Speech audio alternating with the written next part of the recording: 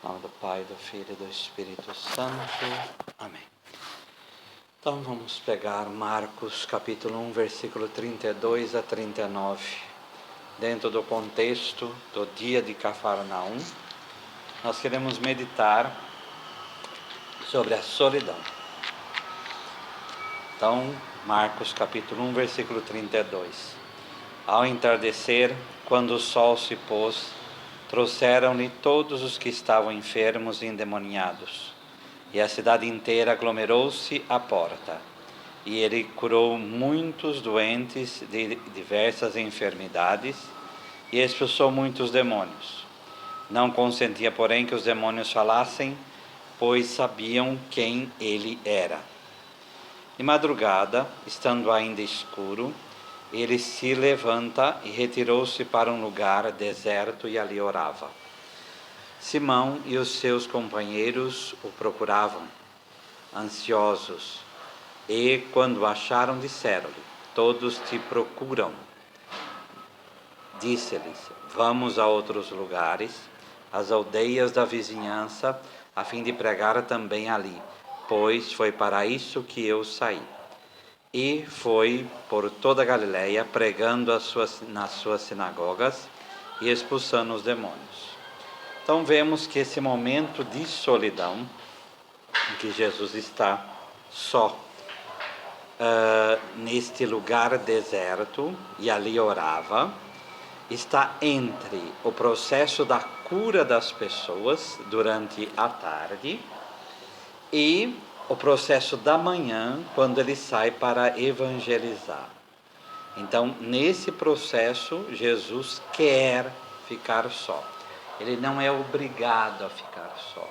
Ele deseja ficar só para orar. E o que é orar? Entrar em verdadeira comunhão com Deus. Só que a solidão é algo muito difícil para nós seres humanos, né? Então, a gente precisa meditar um pouco sobre isso.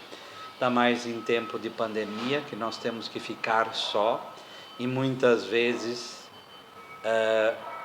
ficar confinado com outras pessoas é problema, ficar sozinho também é problema. Então, como encontrar um equilíbrio em tudo isso, né? Então, é isso que nós devemos meditar.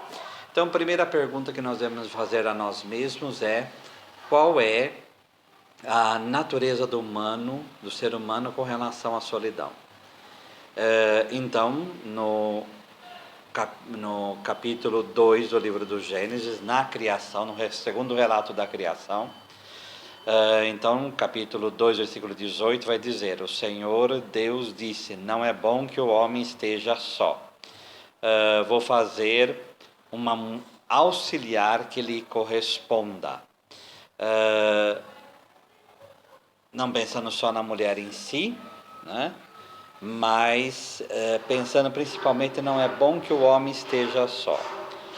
Então, Deus criou o ser humano para não estar só. Mas o que é esse estar só? Então, no hebraico é o bad, só por si mesmo, além, à parte, estar separado.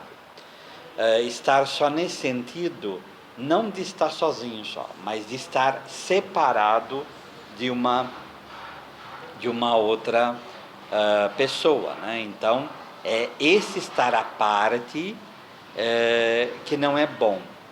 Então, eu vou dar uma companheira. Essa auxiliar, essa companheira, para fazer o ser humano, o homem aí no caso, crescer, e ele também fazê-la crescer. É feita da costela, então é o mesmo nível, não é abaixo, nem acima, nem da cabeça, nem dos pés, é o mesmo nível, e nesse mesmo nível, nessa complementariedade, fazer o homem crescer, e o homem também fazer essa mulher crescer. Porém, aqui nós estamos ainda não dentro do pecado. Então, o homem, ele é chamado à comunhão, ele se realiza na comunhão. Deus fala isso do ser humano, não é bom que o homem esteja só, mas aí entra o pecado. E quando entra o pecado, vai surgir uma solidão que não é boa, né? Uma solidão que vem trazer algo muito ruim ao ser humano. Capítulo 3 do Gênesis, versículo 8. Quando ouviram a voz do Senhor Deus, que andava no jardim, pela viração do dia, pelo pôr do sol, né? Esconderam-se da presença do Senhor Deus, o homem e a sua mulher. Mesmo tendo a companhia, ela continua sendo auxiliar do ser humano. Porém, agora com o pecado, ser humano não completa mais ser humano na plenitude. O pecado entra e ele macula esse processo da companhia que a exergue, a auxiliar seria, né? Então, o pecado entra e macula isso. E macula a relação do ser humano consigo mesmo, com a pessoa que deveria ser seu auxiliar e com o próprio Deus. Então, aí vem uma solidão que corrói o ser humano por dentro. Chamou o Senhor Deus ao homem e lhe perguntou: onde estás? Ele respondeu: ouvi a tua voz no jardim, e porque estava nu, tive medo, né? Mas não é bom que o homem não esteja só? Mas esse homem que não era para estar só, a brisa do dia, então o Senhor passeia a brisa do dia, não era para eles ficarem felizes com a presença de Deus, não era para eles ficarem felizes um com o outro. O estar nu aí o ser humano descobre pelo experimentar o bem e o mal, ele experimenta a sua solidão. E no seu orgulho de achar que pode manter a si mesmo, esse ser humano se sente nu, se sente só. E o que acontece quando essa solidão ruim aparece? Ele foge. Ele foge do relacionamento com Deus, ele foge do relacionamento com a outra pessoa e ele foge do relacionamento consigo mesmo. Meditando sobre esse capítulo 3 do livro do Gênesis, o autor do livro da sabedoria vai dizer: foi ela, a sabedoria, que protegeu o primeiro homem, pai do mundo, no caso Adão, que fora criado em solidão. Levantou de sua queda e lhe deu poder de tudo dominar. Então, patera cosmo monon que tenta.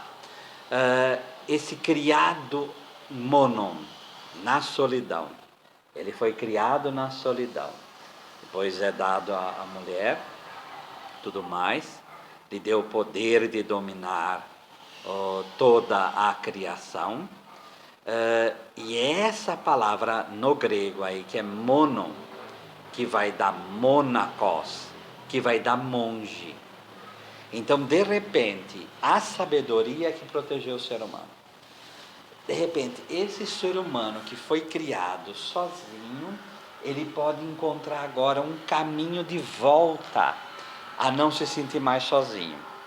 Que não é uma sabedoria qualquer, obviamente. A sabedoria aqui é a sabedoria de Deus, é a própria presença da palavra e do Espírito, que faz com que esse ser humano não se sinta só. Então, a Sagrada Escritura ela vai propor um caminho do retorno, de modo que o ser humano possa descobrir a beleza do estar só, e aí com Deus, como nós vamos ver, e como nós vimos em Jesus. Jesus quis a solidão do deserto, Jesus quis estar só, mas ao mesmo tempo ele está bem consigo e com as outras pessoas, né? Porque se ele não está bem, ele pode realmente achar muito ruim a solidão. E essa solidão ela não é fuga das pessoas, né? Ela é ir para Deus. Então é isso que muitas vezes distingue a boa solidão da má solidão. A má solidão é fuga. A má solidão é Adão que foge de Deus. Essa é uma solidão má, tá? A solidão boa é fuga daquilo que nos distrai para estar mais em comunhão com Deus, tá? E depois o resultado vai ser comunhão com o próximo, como nós vamos ver em outras passagens. Em Êxodo 18, vendo, pois, o sogro de Moisés tudo o que ele fazia ao povo, disse: que é isto que fazes ao povo? Por que te assentas só, e todo o povo em pé diante de ti, desde manhã até o pôr do sol? Respondeu Moisés a seu sogro: é porque o povo vem a mim para consultar a Deus. Quando tem alguma questão, vem a mim para que eu julgue entre um e outro. Eles declare os estatutos de Deus e suas leis. O sogro de Moisés, porém, lhe disse: não é bom o que fazes. Sem dúvida desfalecerá tanto tu como este povo que está contigo, pois isto é pesado demais para ti. Tu só, Bade, não o podes fazer. Então, o ser humano, na sua limitação, ele não consegue arcar sozinho com o mundo no qual ele está. E é o que acontece com Moisés. Por maior que Moisés seja, ele não consegue levar esse povo sozinho. E aí a sugestão do sogro vai ser dividir o povo em grupo de 10, grupo de 100, grupo de 1000, para que representantes possam resolver aquilo nos seus devidos graus, né? Então, é ensinar que o ser humano, ele não consegue agora, e ele tem que saber, é completamente diferente da autonomia errada que o primeiro ser humano teve ao comer o fruto da árvore do conhecimento do bem e do mal. É algo totalmente diferente, porque agora ele é o que Moisés passa, agora ele se aceita como criatura. Por isso ele sendo, conforme vai dizer em Números 12, ele é o homem mais humilde do mundo, porque ele sabe quem ele é. Em Números 11, versículo 14, vai dizer mais ou menos a mesma coisa. Eu sozinho não posso levar todo este povo, pois é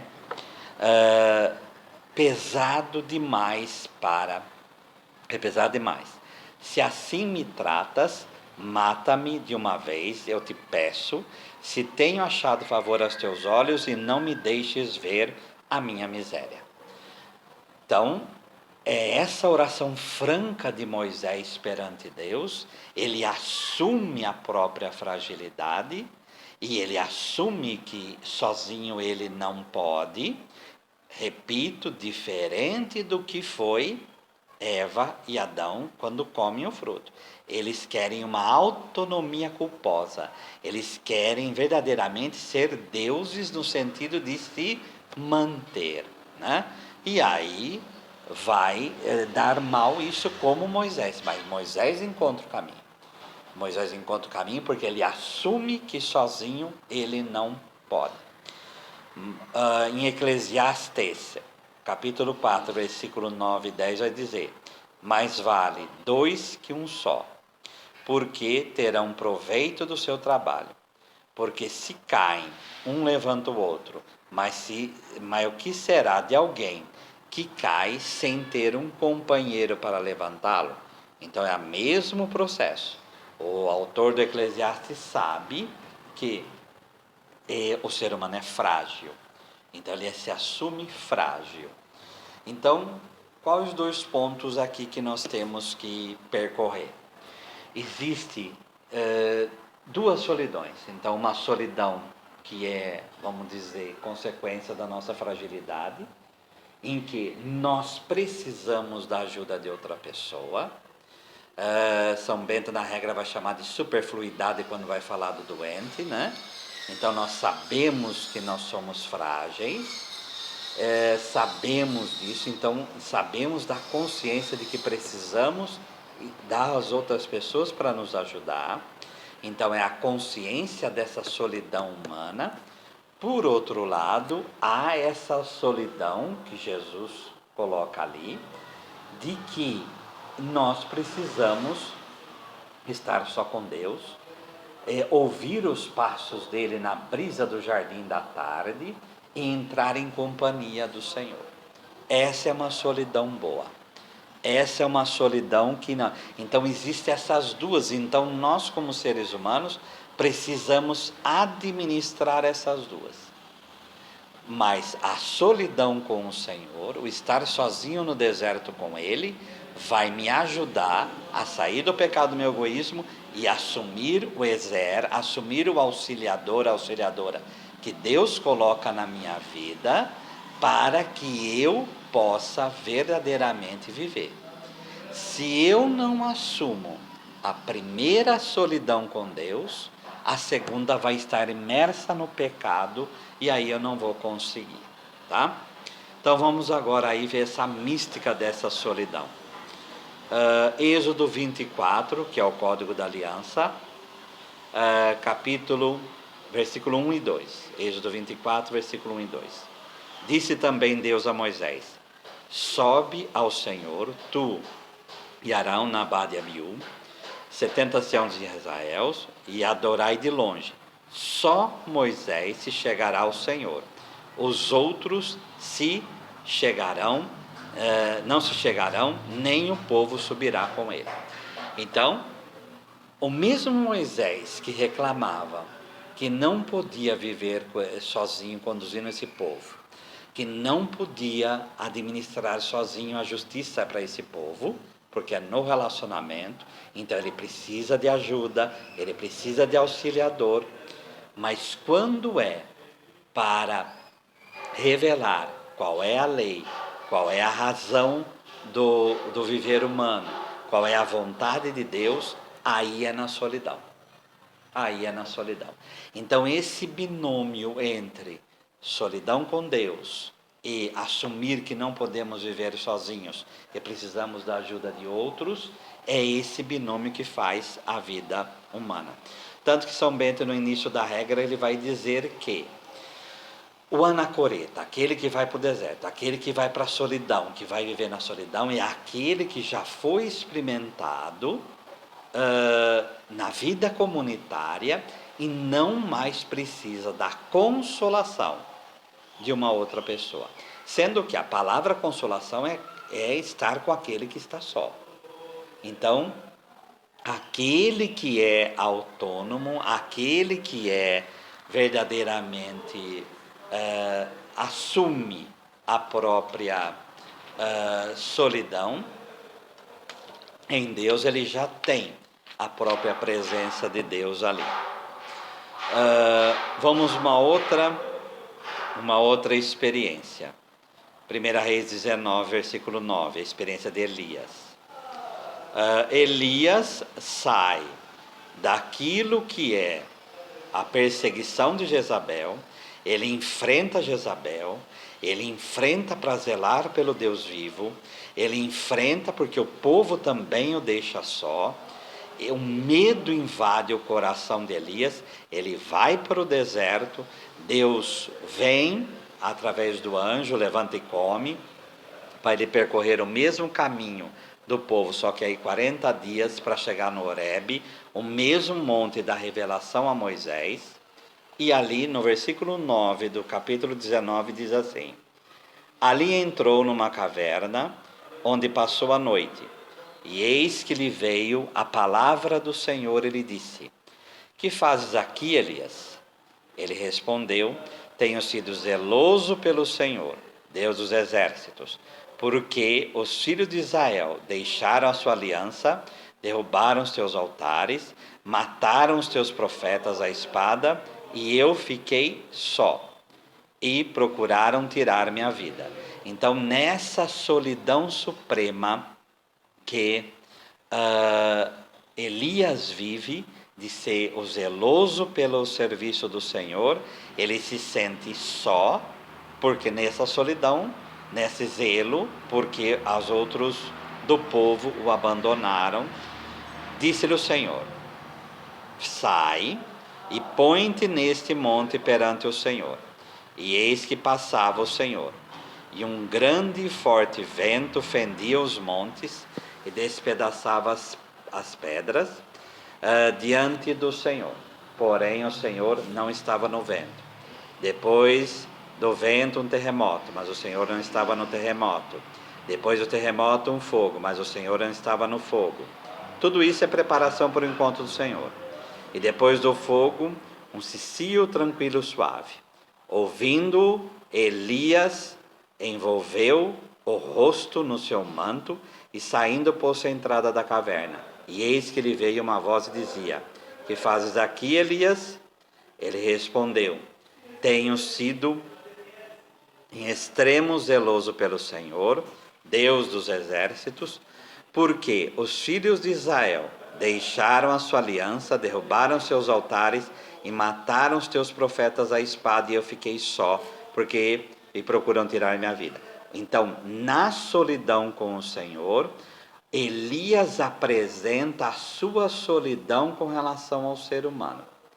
E ele vai dizer, mas não na perspectiva egoísta, não numa perspectiva de fechamento. Ele vai dizer isso ao Senhor na perspectiva de que ele zela pelo Senhor. Ele quer que as pessoas se voltem para Deus. Então toma muito cuidado nessa perspectiva para não cairmos num egoísmo absoluto. Ele não vai dizer que ele quer o ser humano para si. Mas quanto mais você leva o ser humano para o Senhor, mais o Senhor vai dar pessoas para você. Quanto mais Adão leva Eva para Deus, quanto mais Abraão leva Sara para Deus, quanto mais cada um leva o outro para Deus, zela pelo Senhor, mais você vai ter a companhia humana, mais você vai ter realmente o Senhor na sua vida. E o que diz o Senhor? Vai, volta ao teu caminho, porque agora ele se restabeleceu na solidão com o Senhor, para o deserto de Damasco, e chegando lá, unge Azael, rei da Síria, a Jeú, filho de Nínive. Então a missão volta, porque agora ele está fortalecido no Senhor. Nessa medida, essa solidão é que trouxe o restabelecimento com Deus, da vontade de Deus, e aí ele volta para o relacionamento com o Senhor. Em Daniel 10, versículo 8, a mesma coisa. Fiquei, pois, eu só e contemplei esta grande visão, e não restou força em mim. O meu rosto mudou de cor, desfigurou-se e não retive força alguma. Então, o contato com o Senhor é na solidão. E depois aí é esse mesmo Daniel que vai completar a justiça, vai interpretar sonhos, que vai realizar aquilo que é para Deus. E no caso de Jesus, né? Então nós vimos lá em Marcos que fica lá. Então quais outras solidões de Jesus que fica claro esse processo, né? Então em Lucas 4,42 é o paralelo que está lá em Marcos. Ao romper do dia, saiu e foi a um lugar deserto, e as multidões procuravam-no, e vindo a ele, queriam detê-lo para que não se ausentasse delas. Então a multidão corre atrás de Jesus, mas Jesus quer ele precisa dessa solidão do deserto. Ele precisa dessa companhia do Pai para voltar à sua missão. Qual é outro momento? Em Lucas 6, versículo 12 e 13. Naqueles dias, retirou-se para um monte a fim de orar, e passou a noite orando a Deus. E quando amanheceu, chamou a si os seus discípulos e escolheu 12 dentre eles, aos quais deu também o nome de apóstolos. Então, tanto no interstício entre a cura e a evangelização, e aqui para escolher aqueles que vão ser companhia para ele, que vai ser aqueles que ele vai enviar. Então, para ter ser humano junto dele, que vão ser aqueles que vão ser os companheiros dele na missão, Jesus vai novamente para o Pai. Então é o Pai que vai iluminar a escolha daqueles que serão seus companheiros. É o Pai que ilumina aqueles que vão ser os seus auxiliadores, como a gente vê o caso de Adão e Eva. Na cura dos leprosos também, Lucas 5, 15, 16. Porém, o que se dizia a seu respeito, cada vez mais se divulgava, e grandes multidões afluíam para ouvirem e serem curadas de suas enfermidades. Eles, porém, se retiravam para lugares solitários e oravam. Não que Jesus desprezava essas multidões, muito pelo contrário, ele vai ter compaixão delas. Porém, ele precisa se retirar porque ele não quer que ele precisa, para se restaurar nesse contato com o Pai, entender e compreender a própria missão, mas também não ser confundido com um curador só, né? Ele é muito mais do que isso. Depois da morte de João Batista, Jesus, ouvindo isto sobre a morte de João Batista, retirou-se dali num barco para um lugar deserto à parte, e quando as multidões o souberam, seguiram-no a pé desde as cidades. E aí vem um interstício da multiplicação dos pães. No capítulo 14, versículo 23, tendo despedido as multidões, novamente subiu para o monte, lugar à parte, ao anoitecer estava ali sozinho. A morte de João Batista o leva a ir no contato com o Pai para entender tudo isso, para compreender tudo isso. Da mesma forma, cada um de nós, quando temos problema com relação à nossa vida, a solidão com o Senhor não é para fugir, mas é para levar isto. Nos fortalecemos para voltar. E ao voltar, voltamos aí para fazer o bem. Fez o bem, como na multiplicação dos pães aqui, volta de novo à solidão. Então esse vai e vem é para da companhia humana, que me dá a alegria da companhia humana, porém isso traz problemas. Volto para o Senhor vai iluminar meu relacionamento humano, e é nesse vai e vem que nós crescemos e ajudamos as pessoas. Em Lucas 22, 39 e 46, que é o Getsemane, então fica claro esse companhia humana, solidão ruim, solidão com o Senhor. Ele saiu, Lucas 22, 39, ele saiu e, como de costume, dirigiu-se ao Monte das Oliveiras. Os discípulos o acompanhavam. Chegando ao lugar, disse-lhes: orai para não entrardes em tentação. E afastou-se deles, mais ou menos a um tiro de pedra, e dobrando os joelhos orava: Pai, se queres, afasta de mim esse cálice, contudo não seja feita a minha vontade, mas a tua seja feita.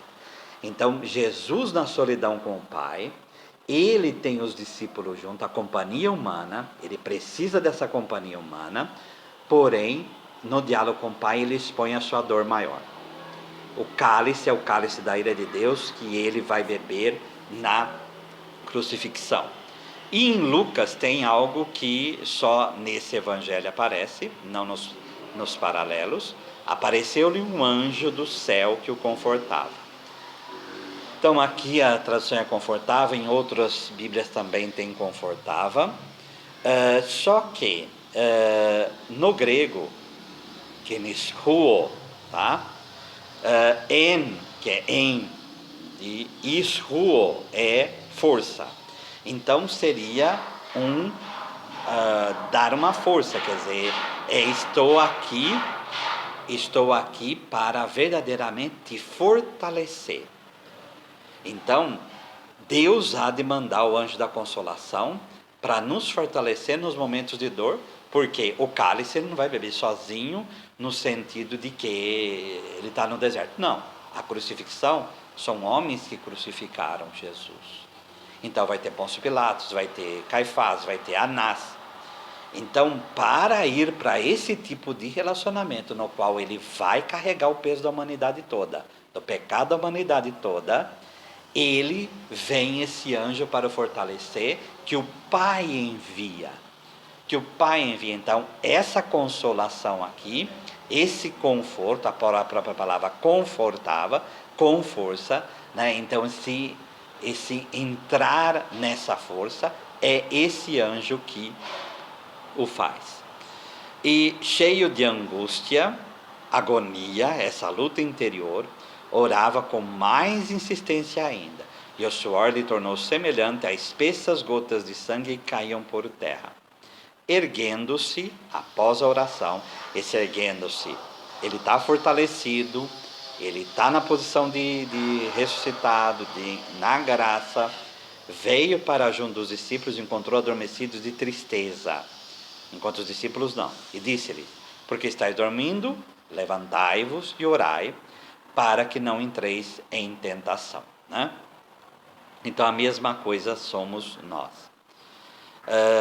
E isso também é na vida de cada um de nós, né? Então nós temos que trabalhar a solidão com o Senhor, aproveitar esses períodos para colocar diante de Deus a nossa vida, a nossa dor, tudo aquilo que somos, meditar, pensar na nossa vida, colocar a nossa vida para Deus, para ao retornar, que precisamos dos daqueles que são nossos auxiliares, precisamos da ajuda de pessoas que Deus vai colocar na nossa vida, voltemos bem. E ao sairmos mal desse, volta de novo para o Senhor e vai ser assim, tá? São Paulo, como modelo de tudo isso, ele deixa bem claro como isso funciona. Na 2 Timóteo 4, versículo 16 e 18, São Paulo está aqui caminhando para o fim da sua vida, e ele escreve assim: na primeira vez em que apresentei a minha defesa, ninguém me assistiu. Tradução: estou sozinho. Todos me abandonaram. Então é aquela solidão dos auxiliares, aquela solidão de ter pessoas. Ele está só. Que isso não lhe seja imputado. Então o perdão já aconteceu. Mas o Senhor me assistiu e me revestiu de força, o mesmo conforto do anjo lá, o mesmo conforto. Me revestiu de força, a fim de que, por mim, a mensagem fosse plenamente proclamada e ouvida por todas as nações. E eu fui libertado da boca do leão. O Senhor me libertará de toda obra maligna. Isso daqui todo para falar, isso é óbvio que é fruto de oração, né? E me levará salvo para o seu reino celeste. A ele a glória pelos séculos dos séculos. Amém. Então, essa fé de Paulo, ele ficou sozinho, mas soube ter a Deus lá, como também em Atos mostra que ele louvava dentro da prisão, para aí sim ele verdadeiramente confortado pelo Senhor, ele pode até confortar aqueles que o deixaram sozinho. Então peçamos a Deus que nós saibamos usar dessas duas realidades, saber que nós precisamos da ajuda de outras pessoas, somos fracos, como Moisés declarou, como o sogro de Moisés declarou. São Paulo reclama que ele queria ter a companhia, Jesus queria ter a companhia. Porém, nós vamos levar essa solidão humana, essa solidão do humano, de não ter o auxiliar junto, para Deus.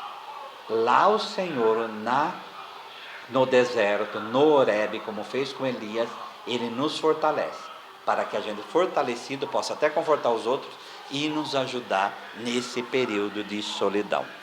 Por isso, peçamos ao Senhor que nós aprendamos a amar esse monon, essa solidão, saber estar em solidão com Ele, mesmo em meio à multidão, mas saibamos também trazer aquilo que é o problema das nossas companhias, levá-la ao Senhor, para que, fortalecidos como São Paulo, possamos rezar como ele rezou, né? Possamos rezar por aqueles que não souberam nos ajudar na nossa solidão. Todos me abandonaram.